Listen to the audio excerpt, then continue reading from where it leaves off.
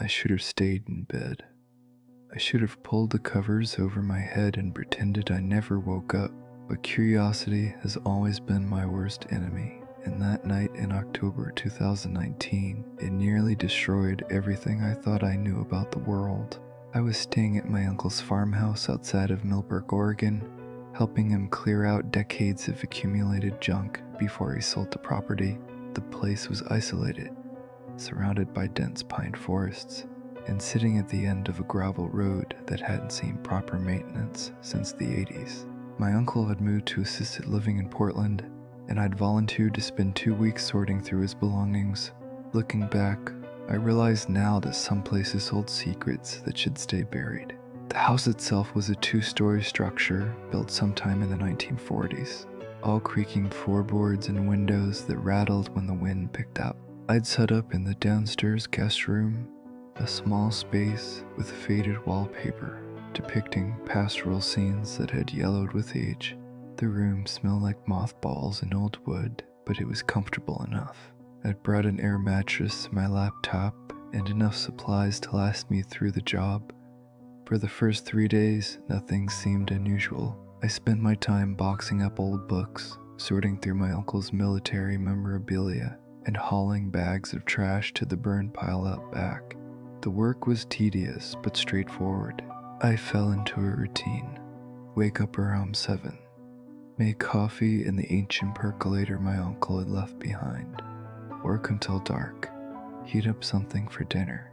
Then collapse into bed exhausted. On the 4th night, everything changed.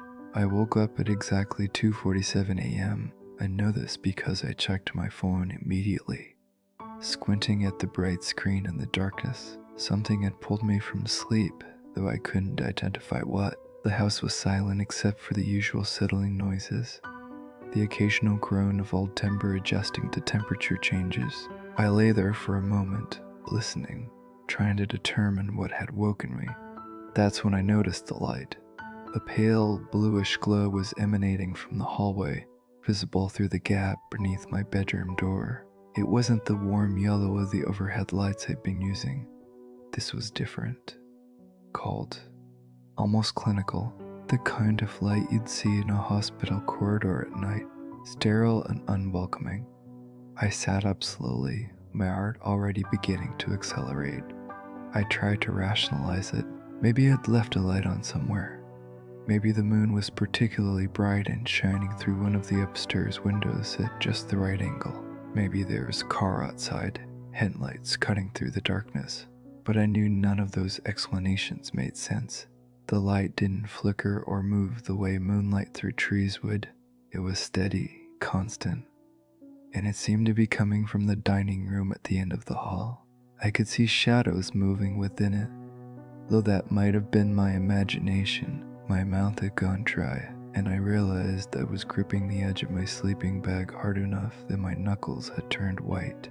Every instinct I had screamed at me to stay where I was, to lie back down, close my eyes, and wait for morning. But another part of me, the part that had always needed to understand things, needed to know what was creating that light. I told myself I was being ridiculous, that it was probably something completely mundane that I'd laugh about in the morning. I swung my legs out of the sleeping bag and placed my feet on the cold floor. The wood was ice beneath my bare soles, much colder than it should have been. I stood up slowly, wearing only boxer shorts and a t-shirt, and approached the door. The light beneath it seemed to pulse slightly, like a heartbeat. Though again, that might have been my perception playing tricks on me. My hand shook as I reached for the doorknob. The metal was so cold it almost burned my palm. I turned it slowly, wincing at the soft click of the latch, and pulled the door open just a crack.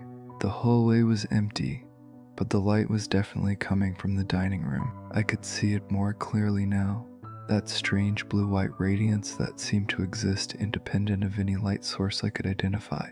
It painted the hallway walls in shades of frost and shadow, creating an environment that felt alien in a house I'd been living in for days. I stepped into the hallway. The floor was even colder here, almost painfully so, and I could see my breath misting in the air. That wasn't normal. It was October, sure, but Oregon wasn't that cold, and the house had central heating that I'd left running. The temperature had to have dropped 30 degrees in the last few hours. That was impossible. I moved down the hallway toward the dining room, each footstep silent on the old floorboards that usually creaked at the slightest weight. The silence itself was wrong. I should have been able to hear the normal sounds of the house, the hum of the refrigerator in the kitchen, the clicking of the heating system. Something. Instead, there was nothing. An absence of sound so complete it felt like pressure against my eardrums. The dining room doorway was directly ahead of me, and the light was pouring through it like water, spilling across the hallway floor. I stopped about 3 feet from the threshold, suddenly unsure if I wanted to see what was inside. My breathing had become shallow and rapid, and I could feel sweat forming on my forehead despite the cold. I forced myself to take another step, then another, until I was standing in the doorway, looking into the dining room. What I saw there will stay with me until the day I die. Standing in the center of the room was a figure. It was tall, maybe 7 feet, dressed in what appeared to be a white robe or gown that hung loosely from its frame. The fabric seemed to move slightly, as if caught in a breeze, though the air in the house was completely still. But it was the figure's face, or rather its lack of one, that made my blood turn to ice. Where a face should have been, there was only smooth, blank skin. No eyes, no nose, no mouth. Just an expanse of pale, almost luminescent flesh that seemed to absorb and reflect the strange light simultaneously. The figure was facing me. I knew this with absolute certainty, even though it had no eyes to see with. It was aware of me, watching me, studying me with whatever senses it possessed. I couldn't move. Every muscle in my body had locked up, frozen by a terror so primal it bypassed all rational thought. This wasn't fear of the dark, or fear of the unknown. This was the fear of prey encountering something that exists outside the natural order, something that shouldn't be but is. The figure didn't move. It stood there, completely still, and I stood in the doorway, equally motionless. We might have remained that way for seconds or hours. Time seemed to have lost all meaning. The only sound was my own heartbeat, pounding so hard I thought my ribs might crack. Then it raised one hand. The movement was slow, deliberate, almost gentle. Its arm lifted from its side, the white sleeve falling back to reveal skin the same color and texture as its face. The hand itself was human in shape but wrong in proportion, with fingers that were slightly too long, joints that bent at angles that didn't quite match human anatomy. It extended that hand toward me, palm up, in what might have been a gesture of offering or greeting. Something inside me screamed to run, to turn around and sprint back to my room, lock the door, and wait for sunrise. But I didn't. Instead, I heard myself speak. "What are you?" My voice came out as barely a whisper, hoarse and shaking. I hadn't consciously decided to speak. The words had simply emerged, pulled from some part of me that needed to understand even in the face of overwhelming terror. The figure didn't respond. It had no mouth to speak with. But as I stood there, staring at that blank, featureless face, something began to happen. Images started flooding into my mind. Not thoughts and words, but pure visual information. Feelings and concepts that bypassed language entirely. I saw the house as it had been decades ago, when it was first built. I saw my uncle as a young man, moving through these rooms. I saw other people, strangers I didn't recognize, living their lives within these walls. But beneath all of this, there was something else. A presence that had always been here, watching, waiting. The figure wasn't an intruder. It was a part of this place, something that existed in the spaces between the visible and the known. The information kept coming, faster now, almost overwhelming. I saw glimpses of other times, other places, rooms that didn't exist in the current layout of the house. People from eras I couldn't identify, dressed in clothing from different decades, different centuries. The house wasn't just a building, it was a repository, an intersection point where something then separated our world from somewhere else. And this figure was the guardian of that threshold. My legs finally gave out, and I collapsed to my knees, my hands bracing against the doorframe. The flood of images continued, and with them came emotions that weren't my own. Loneliness, ancient, crushing loneliness. This thing, whatever it was, had been alone for so long that the concept of time had become meaningless to it. It had watched generations of humans live and die, had observed our brief flickers of existence with something that might have been curiosity or might have been incomprehension. It wasn't malevolent. That realization hit me like a physical blow. This entity wasn't here to harm me. It didn't even understand harm in the way we do. It existed on a completely different plane of comprehension, and our encounter was simply two forms of consciousness acknowledging each other across an impossible divide. But that didn't make it any less terrifying. The hand was still extended toward me. I found myself reaching out, my own hand shaking violently, moving of its own accord. Part of me screamed not to touch it. That physical contact with something like this would fundamentally change me in ways I couldn't predict. But I couldn't stop myself. My fingers stretched across the space between us, closing the distance, inch by excruciating inch. Just before our hands met, the figure withdrew. It happened so quickly I barely registered the movement. One moment the hand was there, the next it had returned to the figure's side. The entity took a step backward, and as it did, the light began to dim. The images in my mind stopped abruptly, leaving a hollow ache in their absence. The figure stood there for a moment longer, and I had the distinct impression it was disappointed, not in me specifically, but in the limitations that prevented true contact. Then it began to fade, not like a ghost in a movie, dissolving into transparency, but more like it was stepping away into a distance that existed perpendicular to normal space. It grew smaller and dimmer simultaneously, receding along an axis I couldn't visually track, until finally there was nothing left but the ordinary darkness of the dining room. The temperature began to rise immediately. I could feel warmth returning to the air, the oppressive cold lifting like a weight off my chest. Sound returned too, the familiar hum of the refrigerator starting up again, the house settling with its usual groans and creaks. Everything was normal again, except I wasn't normal. I knew I would never be normal again. I don't know how long I knelt there in the doorway. Eventually I managed to stand up on shaking legs and make my way back to my room. I didn't sleep for the rest of the night. I sat on my air mattress with all the lights on, trying to process what I'd experienced, trying to convince myself it had been a dream or hallucination brought on by exhaustion or carbon monoxide or anything that made sense. But I knew it had been real as anything I'd ever experienced. When morning finally came, I walked through every room in the house, checking for any explanation.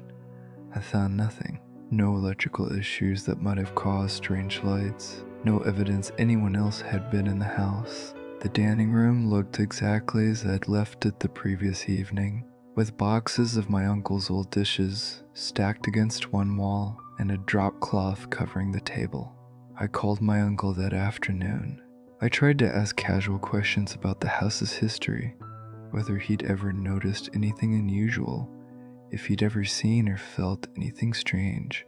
He laughed it off, said the place was just old and made weird noises sometimes. When I pressed harder, his tone changed. He told me some houses have personalities, and you learn to live with them. Then he changed the subject. I finished the job 2 days later, working as quickly as I could. I couldn't shake the feeling that I was being watched, though I never saw the figure again. Sometimes, late at night, I'd notice that strange cold returning to the air, or I'd catch a glimpse of that blue-white light in my peripheral vision. But whenever I looked directly, there was nothing there. I left Millbrook on a gray Thursday morning, loading the last box into my car and locking the house behind me. As I drove away, I looked in my rearview mirror at the farmhouse growing smaller in the distance. For just a moment, I could have sworn I saw a pale shape standing in one of the upstairs windows, watching me leave.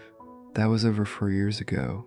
I live in Seattle now, in a modern apartment building with thin walls and nosy neighbors and bright fluorescent lighting in every hallway. I surround myself with people and noise and the constant hum of urban life.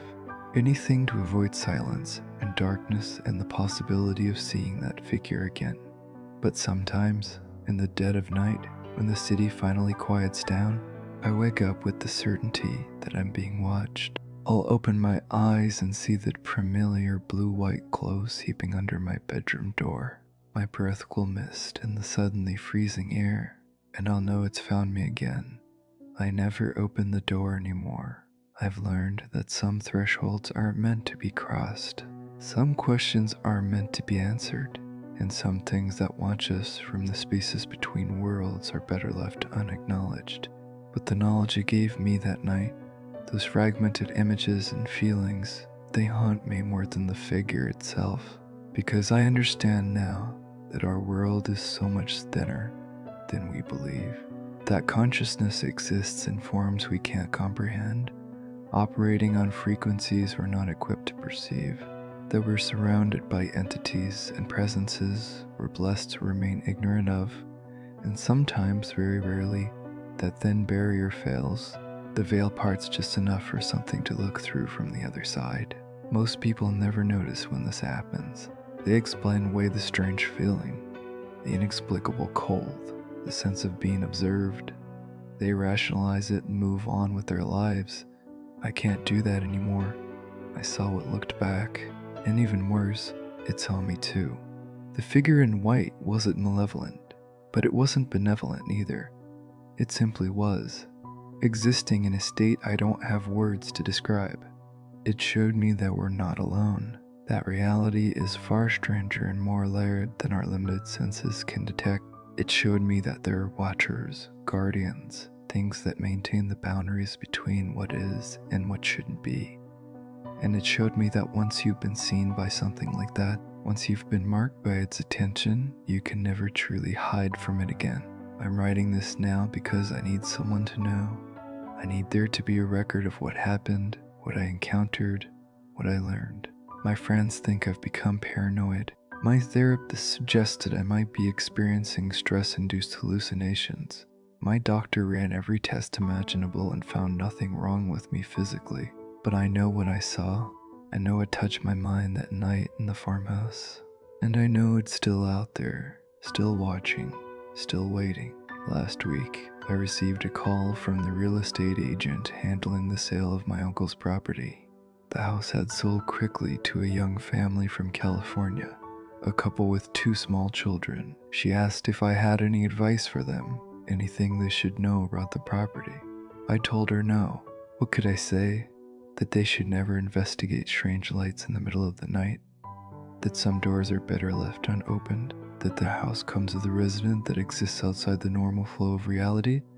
They'd think I was insane, and maybe I am. Maybe that night broke something in my brain, created some fault line in my psyche that's been widening ever since. Maybe the figure was just a hallucination after all, a product of isolation and exhaustion and too many horror movies watched in my youth. But I don't believe that.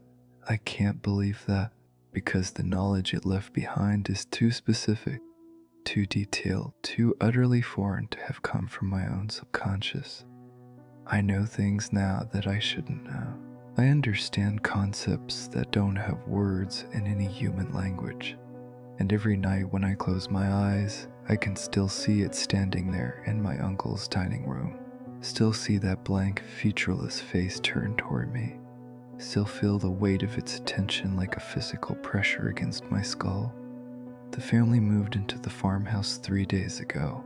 I've been checking local news obsessively, looking for any reports of strange occurrences, anything that might indicate they've encountered what I encountered. So far, nothing. Maybe they'll be luckier than I was. Maybe the figure has no interest in them. Maybe it was specifically waiting for me, for someone whose curiosity would override their survival instinct. Or maybe it's just waiting for the right moment.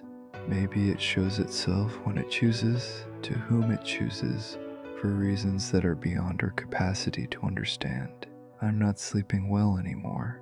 I average maybe 3 or 4 hours a night, and those hours are filled with dreams of that blue-white light, that faceless figure, that extended hand. I wake up multiple times each night, always around 2:47 a.m., always with the sensation that something is in the room with me. My girlfriend left me 2 months ago. She said I'd become obsessed, that I wasn't the person she'd fallen in love with. She was right, of course. I'm not that person anymore. How could I be? You can't have an experience like that and remain unchanged. You can't glimpse the machinery behind reality and then go back to pretending the world is simple and explicable. I've started researching. Late at night, when I can't sleep, I scour the internet for similar encounters. I've found dozens, maybe hundreds of accounts that describe something similar. Faceless figures, beings of light, entities that communicate through imagery rather than language. They appear across cultures, across time periods, described in terms that vary, but with a core consistency that's impossible to ignore. Some people call them angels, others call them demons. Some refer to them as interdimensional beings or aliens or projections from the collective unconscious. The terminology doesn't matter.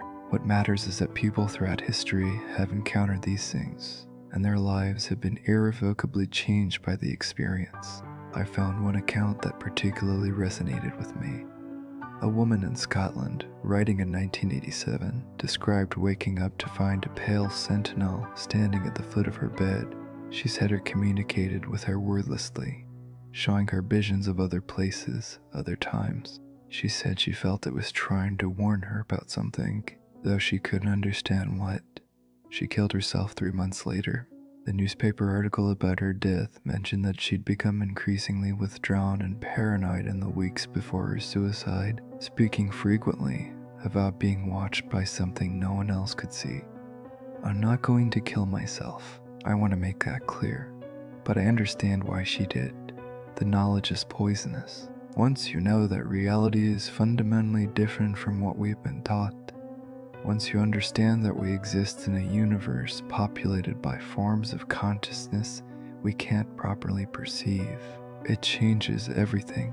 It makes normal life feel like a lie, like everyone around you is sleepwalking through an existence they don't truly understand. I've considered trying to make contact again. I've thought about driving back to the farmhouse, breaking in if necessary, and waiting in that dining room for the figure to appear. I've imagined standing there in the darkness, calling out to it, demanding answers to the questions that consume me. What are you? Where do you come from? What do you want? What did you show me and why? But I'm afraid of what might happen if I did. I'm afraid that second contact might push me past some threshold of no return, that it might give me knowledge I'm not equipped to handle, information that would shatter my sanity entirely. So I exist in this limbo, not ignorant enough to be comfortable, not brave enough to seek the truth. I go through the motions of normal life, working my job at a software company, seeing friends occasionally, trying to maintain the appearance of normalcy. But underneath it all, I'm constantly aware, constantly waiting, constantly watching for that blue-white light. 3 nights ago, something new happened. I woke at 2:47 a.m. as usual, but this time there was no light. Instead, I heard a sound, a voice, if you can call it that. It didn't come from anywhere external. It originated inside my head, speaking in a language I don't know but somehow understood perfectly. It said, "You were chosen, you were shown. Now you must choose whether to see more or to remain blind." The voice carried no emotion, no inflection. It was like hearing words generated by a computer, artificial and flat, but the message was clear. This wasn't over. The encounter in the farmhouse wasn't an isolated incident. It was an invitation, an opportunity to cross over into understanding something fundamental about the nature of reality. And I have to make a choice. Part of me wants desperately to accept, to say yes to whatever this thing is offering, to finally get answers to the questions that have been destroying me, to understand why I was chosen, what I was shown, what purpose any of this serves. But another part of me, the part that still clings to sanity and normalcy, knows that accepting would mean leaving behind everything I am. That true understanding of what that figure represents would require fundamentally altering my consciousness, my perception, my entire way of existing in the world, and I'm not sure there would be any coming back from that. I haven't responded to the voice. I don't know how to respond. Every night I lie awake, waiting for it to speak again, waiting for the choice to be made for me. But so far there's been only silence. The family in the farmhouse is still there. I drove by last weekend, unable to stop myself. The place looked normal, cheerful even. There were bikes in the yard and a swing set being assembled, curtains in the windows, fresh paint on the front door. A home where a family was beginning their new life. I wondered if they'd seen it yet, if the figure had appeared to them, or if it was waiting, if maybe it only manifests for certain people, those whose minds are configured in just the right way to perceive it. Or maybe it shows itself to everyone eventually, and most people just do what I couldn't. They close their eyes, pull the covers over their heads, and pretend it never happened. I sat in my car at the end of the driveway for almost an hour watching the house. As the sun began to set, I saw lights coming on inside, warm yellow glows in the windows. A normal family and living a normal life. I envied them their ignorance. As I started my car to leave, I looked up at the second floor windows one last time. In there, in the window of what used to be my uncle's bedroom, I saw it, a pale figure in white, perfectly still, its blank face turned toward me. It stood there as I put the car in reverse, as I backed down the driveway, as I turned onto the gravel road and drove away. I watched it in my rearview mirror until distance and darkness made it impossible to see anymore. But I know it's still there, still watching, still waiting. And I know that eventually I'm going to have to make my choice. Continue living in this half state of awareness, haunted by what I know but can't understand, or accept the invitation, cross that threshold, and learn what that figure has been trying to teach me since that night in October. I'm writing this because I don't know how much longer I can maintain this equilibrium. The voice in my head is getting louder. The visions are becoming more frequent. Last night I woke up and found myself standing in my kitchen with no memory of getting there. My hand extended into empty air as if reaching for something invisible.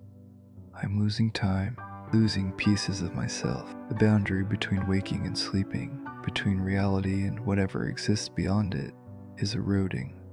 And I think that's the point. The figure isn't forcing anything. It's simply waiting for me to dissolve enough that crossing over becomes inevitable, rather than a conscious choice. My lease is up next month. I haven't decided if I'm going to renew it. Part of me thinks I should move somewhere remote, somewhere I can be alone when the final transformation happens, somewhere I won't hurt anyone if I completely lose touch with this reality, because I can feel it happening. Each day I feel a little less connected to the world around me, a little more attuned to something else. I see things in my peripheral vision that disappear when I look directly. I hear whispers in languages that predate human speech. I feel presences watching me from just outside my field of perception. The figure in white was a messenger, an ambassador from something vast and incomprehensible, and its message was simple. You're not alone. Reality is not what you think. And once you've been shown, you can never unsee. I don't know what's going to happen to me. I don't know if I'll choose to cross over or if the choice will be made for me. I don't know if I'll end up like that woman in Scotland, unable to bear the weight of knowledge I wasn't meant to have, or if I'll find some way to integrate this experience and continue living in the normal world. All I know is that the figure is out there. It's watching. It's waiting. And sooner or later it will come for me again. When it does, I don't think I'll run anymore. Maybe I'll finally reach out and take its hand. Maybe I'll let it show me what exists on the other side of that rail. Maybe I'll learn what it's been trying to teach me all along. Or maybe I'll wake up one morning and find myself standing in an empty room, my hand extended toward nothing, my mind finally broken by truths I was never equipped to handle. Either way, I wanted someone to know. I wanted there to be a record of what happened before I crossed that threshold, or lose myself entirely. If you're reading this and you've had similar experiences, if you've seen figures in the night that shouldn't exist, if you've been shown glimpses of something beyond our normal reality, I have only one piece of advice. Don't investigate. Don't seek understanding. Don't let curiosity override your survival instinct. Close your eyes. Pull the covers over your head. Pretend it never happened. Because once you start down this path, once you begin to truly see, there's no going back. The comfortable lies of normal existence become impossible to maintain, and you'll spend the rest of your life existing between two worlds, fully belonging to neither, waiting for something ancient and incomprehensible to decide your fate. I should have stayed in bed that night. I should have never opened that door. I should have never looked at that figure and asked it what it was. But I did, and now I'm paying the price for that curiosity. The light is here again. It's seeping under my bedroom door as I write this, that familiar blue-white glow that signals its presence. My breath is misting in the air, and the temperature is dropping rapidly. I can feel it standing just outside, waiting with infinite patience for me to make my decision. My hand is shaking so badly I can barely hold my phone to type this. Every instinct screams at me to stay where I am, to wait until morning, to pretend I don't see the light or feel the presence. But I can't anymore. I'm so tired of running, so tired of living in fear, so tired of existing in this in-between state, neither fully in this world nor able to cross over into understanding. I'm going to open the door. I'm going to step into that hallway and face whatever is waiting for me. I'm going to reach out and take its hand if it offers again. And I'm going to let it show me the truth, whatever that truth might be, even if it destroys me in the process. If anyone finds this, know that I made this choice consciously, that I walked into this with my eyes open, fully aware of the risks. And if I disappear, if I'm never heard from again, don't warn me, don't search for me. I'll have gone somewhere you can't follow, somewhere that exists in the gaps between moments, in the spaces where reality wears thin. I'll be with the watchers, the guardians, the ancient things that observe our brief and beautiful and tragic existence from their incomprehensible vantage points. And maybe, finally, I'll understand. The doorknob is cold under my palm. I can see the light growing brighter, more intense. I can feel the presence on the other side, waiting with something that might be anticipation. This is it. This is the moment. This is where everything changes. I'm opening the door now. I'm stepping through. I'm